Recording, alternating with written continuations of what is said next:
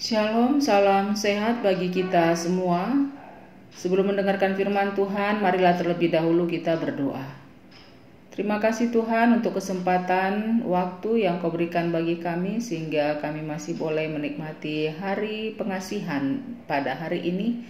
Maka kami juga mau Engkau memberi pencerahan dalam hati dan pikiran kami supaya kesempatan yang Kau berikan dalam diri kami saat ini bisa kami manfaatkan dengan lebih baik dan seturut dengan kehendak-Mu. Berfirmanlah Engkau, kami telah siap mendengarkan.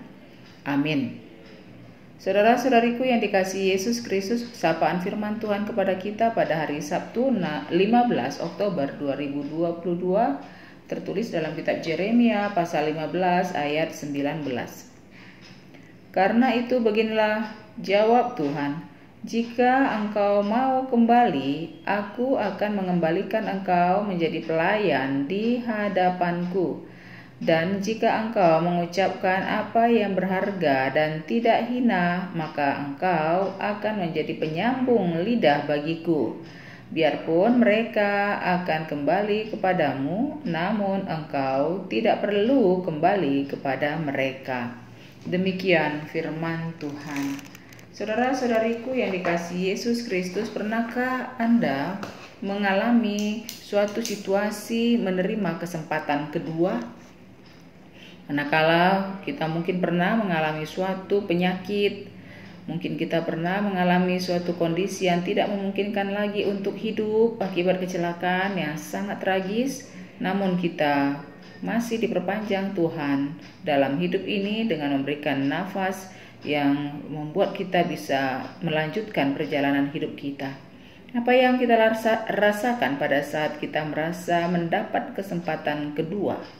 Tentu kita mempunyai tekad bahwa kita akan berbuat lebih baik lagi, kita akan bersikap lebih benar lagi, kita akan meninggalkan hal-hal yang tidak perlu di dalam hidup ini, tidak ada kaitannya untuk hal-hal yang terkait kehidupan kekal di sorga. Mungkin kita akan lebih fokus dan lebih dominan untuk memberikan waktu, pikiran, dan hati kita supaya semuanya berkenan di hadapan Tuhan. Namun seiring dengan perjalanan waktu, manusia juga mau kembali surut untuk melakukan tekadnya tersebut. Maka tidak sia-sia apa yang dikatakan firman Tuhan bahwa sebetulnya roh memang penurut tetapi daging adalah lemah. Maka kita perlu berdoa, kita perlu berserah, kita perlu waspada, mawas diri supaya kita tidak jatuh kepada suatu pengingkaran janji di hadapan Allah karena kita tidak mengingat lagi tekad kita pada saat diberi kesempatan kedua. Pada saat ini Yeremia juga diberikan Tuhan kesempatan kedua, yaitu manakala dia sebelumnya pernah kecewa terhadap situasi yang harus dihadapinya, di mana dia berniat baik untuk memberitakan keselamatan kepada orang Israel, dan namun orang Israel menentang dia, bahkan menyerang dia, bahkan dia dianggap sebagai orang yang kontroversi di dalam kehidupannya, di dalam komunitasnya. Membuat Yeremia merasa kesal, jengkel, marah, dan bahkan ingin meninggalkan Tuhan. Dia sempat dalam Yeremia pasal 15 ayat yang ke-10 mengutuki hari kelahirannya. Akibat begitu beratnya beban psikologis yang dialami oleh Yeremia. Namun manakala dia semakin menjauh dari Allah, maka tulang-tulangnya juga merasa semakin lesu. Tulang belulangnya dan semangatnya rasanya semakin tidak berharga dan tidak mempunyai tenaga apa-apa, membuat dia sadar bahwa tidak ada kekuatan yang lebih besar selain kalau kembali kepada Tuhan. Maka manakala dia kembali kepada Tuhan, Tuhan memberikan kesempatan kepada Yeremia.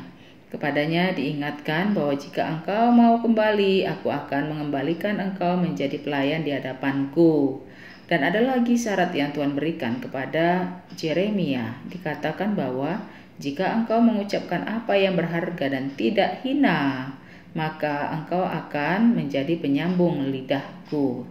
Saudara-saudariku yang dikasihi Yesus Kristus, dalam hidup ini juga kita perlu menjaga segala kata-kata kita.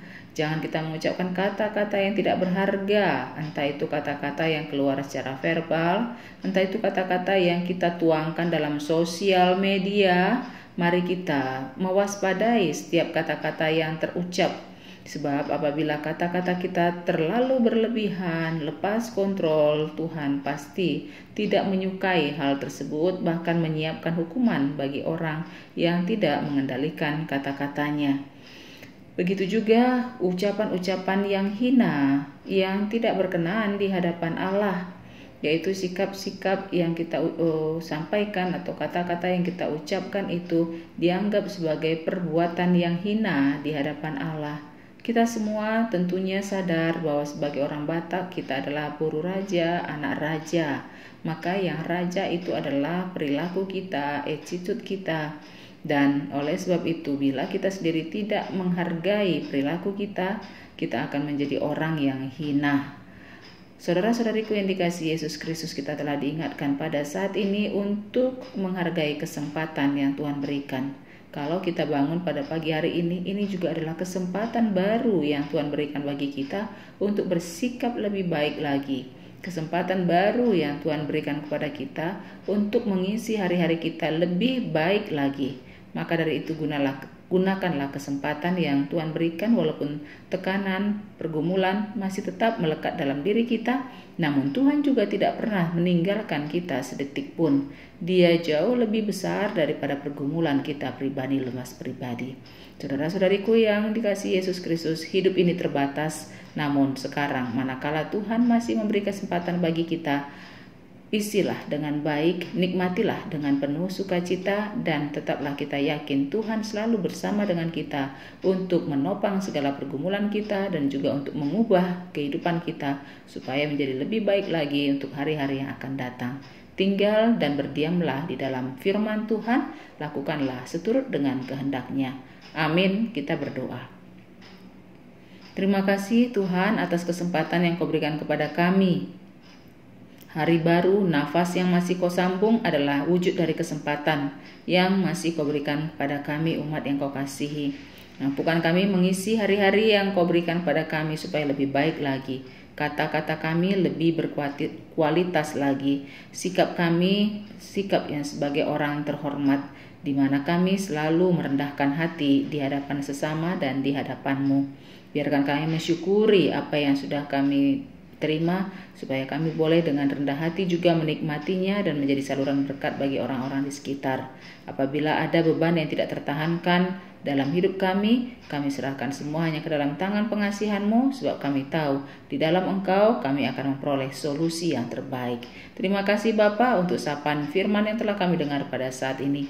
Mampukan kami semua untuk boleh mengerti, terlebih melakukannya. Dalam Yesus kami berdoa. Amin.